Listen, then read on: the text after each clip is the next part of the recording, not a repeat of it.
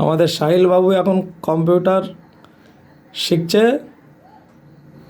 Editing করা, ওর নিজের photo নিজে এডিটিং করছে। আপনারা সবাই দেখুন।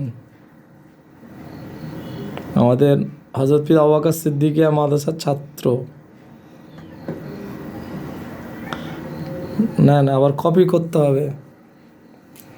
হ্যাঁ, ওইটা কর, ওইটা তোল ওপরের দিকে। কীভাবে তুলতে হয় দেখাও, আমাদের সব দর্শকদের দেখাও। হ্যাঁ, এই তো বাহ, লেয়ার করো, কিরম বলে দিলাম, ওইভাবে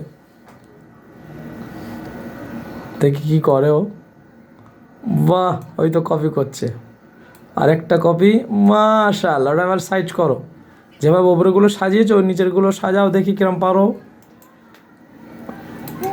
বাহ, দেখেন আমাদের ছাত্ররা কম্পিউটার শিখছে, এই করছে, দেখেন।